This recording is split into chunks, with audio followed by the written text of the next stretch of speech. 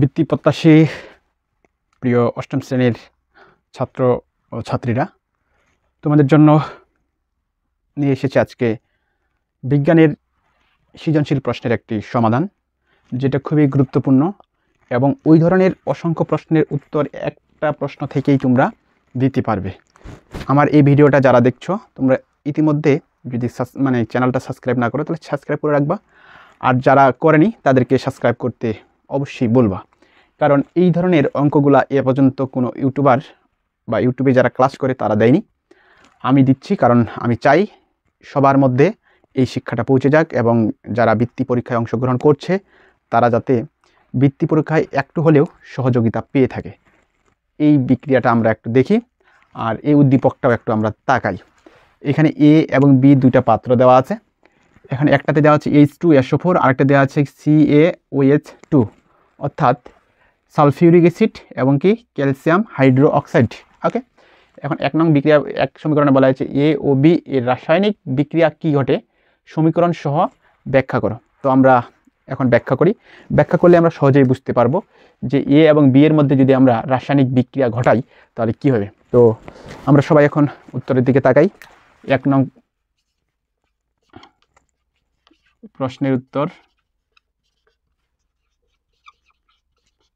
ওকে, বুঝতে পেরে গেছো। এবার তাহলে দেখো, প্রথমে আমরা যৌগ দুইটা বিক্রিয়া, যেহেতু এ এবং বি এর রাসায়নিক বিক্রিয়া ঘটাইতে বলছে, তাহলে আমরা কি করব, এ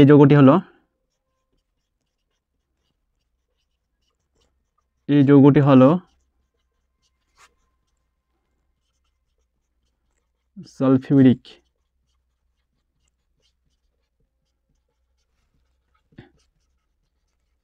অ্যাসিড, বি যৌগটি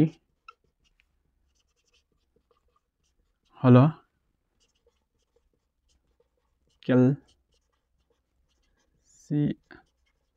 ক্যালসিয়াম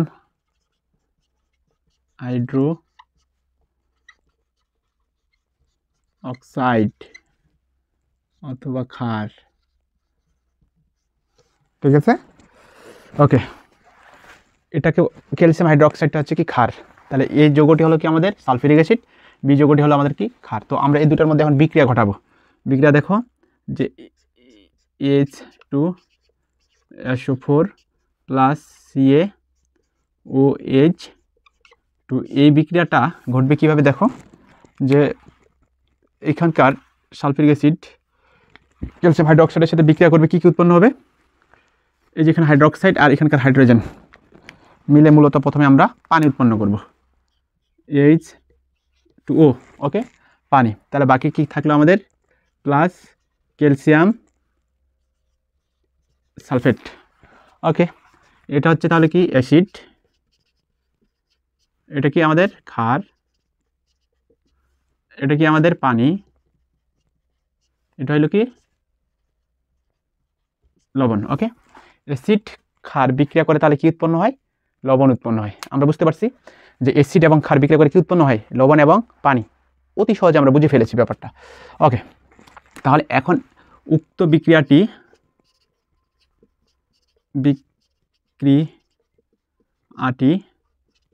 প্রশমন বিক্রিয়া,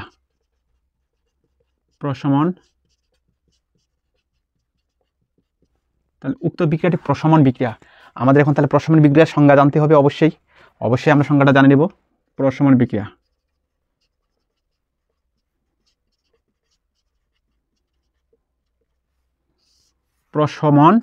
বিক্রিয়া, তাহলে এখন কথা হচ্ছে, এটা আমি না লিখি, তোমরা লিখি না, আমি বলছি যে রাসায়নিক বিক্রিয়ায় লবণ ও পানি উৎপন্ন হবে, অর্থাৎ সংজ্ঞাটা যদি আমরা ভেবে বলি, যে রাসায়নিক বিক্রিয়ায় অ্যাসিড ও ক্ষার বিক্রিয়া করে লবণ এবং পানি উৎপন্ন হয়, অ্যাসিড ও ক্ষার বিক্রিয়া করে লবণ এবং পানি উৎপন্ন হয়, তাকে বলা হচ্ছে মূলত কি প্রশমন বিক্রিয়া। তাহলে উক্ত বিক্রিয়াটা হলো আমাদের কোন ধরনের বিক্রিয়া, প্রশমন বিক্রিয়া। কেন প্রশমন বিক্রিয়া, কারণ উক্ত বিক্রিয়াটি সালফিউরিক অ্যাসিড এবং ক্যালসিয়াম হাইড্রোক্সাইড, সালফিউরিক অ্যাসিড হলো কি আমাদের অ্যাসিড আর ক্যালসিয়াম হাইড্রোক্সাইড হলো আমাদের ক্ষার, এই দুটো বিক্রিয়া করে কি উৎপন্ন হয়েছে, লবণ এবং পানি উৎপন্ন হয়েছে। যেহেতু আমাদের এই বিক্রিয়াটা লবণ পানি উৎপন্ন হয়েছে, অতএব এই বিক্রিয়াটি হলো আমাদের কোন বিক্রিয়া, প্রশমন বিক্রিয়া। তাহলে আমরা বুঝতে পেরেছি। এখন এই কোয়ালিটির সব কিছু আমাদের জানতে হবে এবং বুঝতে হবে। এখন আমি কিন্তু এখানে যদি প্রশমন বিক্রিয়াটার সংজ্ঞাটা দিয়ে দিব, তারপরে উক্ত বিক্রিয়াটার যে আমি কথাগুলো বললাম সংজ্ঞা দেওয়ার পরে এটা আসবে কি আমার, যেহেতু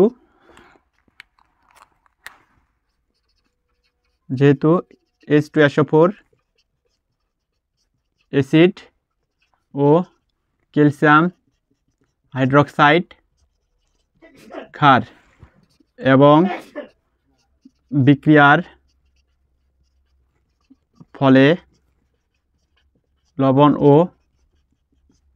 পানি উৎপন্ন করেছে। সুতরাং উক্ত বিক্রিয়া হলো প্রশমন বিক্রিয়া। ওকে মাই ডিয়ার স্টুডেন্ট, তোমরা অবশ্যই বুঝতে পারছো। তাহলে এখন কথা হচ্ছে এই সমীকরণটা শুধু যদি আমরা এটাই পড়ি তাহলে তো হবে না। এর জন্য আমাকে কী কাজ করতে হবে? এর জন্য যে কাজটুকু করতে হবে সেটা হচ্ছে কি, এই কোয়ালিটি সকল কিছু আমাকে করতে হবে। এই কোয়ালিটি বলতে কেমন, যেমন এ সমান সমান আমরা এখানে কি জানি, এটা সমান সমান আমরা জানি কি সালফিউরিক অ্যাসিড H2SO4। এই সালফিউরিক অ্যাসিড জাতীয় কোন কোন আরও অ্যাসিড আছে, যেমন দেখো হাইড্রোক্লোরিক অ্যাসিড, আরও আছে কি হাইড্রোক্লোরিক অ্যাসিড, আরও আছে কি আমাদের sulphuric acid, hydrochloric acid, HNO3, nitric acid, etc, মানে ইত্যাদি। এই ধরনের যতগুলো আসুক না কেন প্রত্যেকটা অ্যাসিড, এই অ্যাসিড বি যৌগ হচ্ছে কি ক্ষার, ক্যালসিয়াম হাইড্রোক্সাইড, সোডিয়াম হাইড্রোক্সাইড, তারপর কি অ্যালুমিনিয়াম হাইড্রোক্সাইড। ওকে, এছাড়া আমরা পাবো কি ক্যালসিয়াম হাইড্রোক্সাইড, অ্যালুমিনিয়াম হাইড্রোক্সাইড, অনেক এই ইটিসি। তাহলে উপরের যতগুলো যৌগ রয়েছে নিচের যৌগগুলোর সাথে যদি বিক্রিয়া অংশগ্রহণ করা হয় তাহলে উৎপন্ন করবে কি, মাস্ট বি, এই যে পানি উৎপন্ন করবে, মাস্ট বি পানি। তারপর বাকি যেগুলো থাকবে ওগুলো আমি বসাই দিয়ে যেটা হবে সেটা হবে আমার মূলত কি লবণ। ওকে, তাহলে আমরা সহজে এই জিনিসটা এবার বুঝতে পেরেছি। ওকে, এছাড়া এখানে একটা গুরুত্বপূর্ণ প্রশ্ন আসতে পারে এরকম, যেখানে যদি আরেকটা জিনিস দেওয়া যায় সেটা হচ্ছে ম্যাগনেসিয়াম হাইড্রোক্সাইড। এই ম্যাগনেসিয়াম হাইড্রোক্সাইড এটা হচ্ছে মূলত অ্যান্টাসিড। ঠিক আছে, এখানে আরেকটা প্রশ্ন হতে পারে, প্রশ্নটা কি, প্রশ্নটা দেখো, প্রশ্নটা আমি তোমাদের বলি। তো এই অংশটুকু তোমরা বুঝতে পারছো। ওকে, তো এবার একটা প্রশ্ন দিই তোমাদের, প্রশ্নটা তোমরা সহজেই বুঝতে পারবা যে ওকে এইটুকু শুধু মিশাবো, অন্য কোনো কিছু মিশাবো না, আর এইটুকু। ওকে, প্রশ্ন হচ্ছে কি,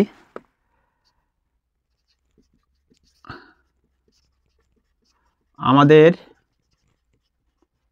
পেটে অ্যাসিডিক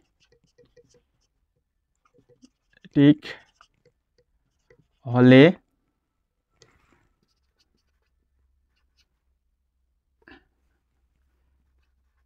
অ্যান্টাসিড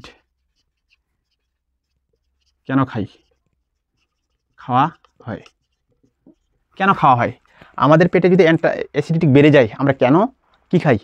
মূলত মনে করি অ্যান্টাসিড জাতীয় ওষুধগুলো খাই। কেন খাই? দেখো দেখো দেখো তাহলে আমাদের শরীরের ভিতরে বা আমাদের পেটের মধ্যে যে হজম কাজের জন্য যে অ্যাসিডটা ব্যবহার হয়, আমাদের শরীরে হজম কাজের জন্য ব্যবহার হয় হজম HCl, অর্থাৎ আমাদের পাকস্থলীতে এই যে HCl হাইড্রোক্লোরিক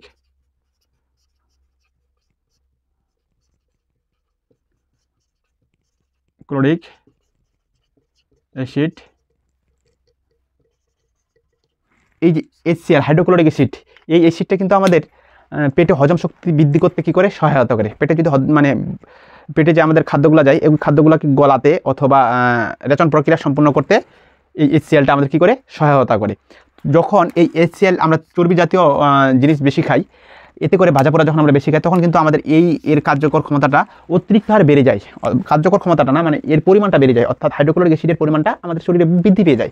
যখন আমাদের হাইড্রোক্লোরিক অ্যাসিডের পরিমাণটা অটোমেটিক্যালি বৃদ্ধি পেয়ে যায়, ঠিক আছে কিনা, যখন বৃদ্ধি পেয়ে যায় তখন আমাদের পেটে জ্বালা পোড়া হয়, ব্যথা হয়, তখন আমাদের কী করতে হয়, অ্যান্টাসিড জাতীয় ওষুধ খেতে হয়। তাহলে অ্যান্টাসিডে কী থাকে? অ্যান্টাসিডে থাকে মনে করো যে অ্যালুমিনিয়াম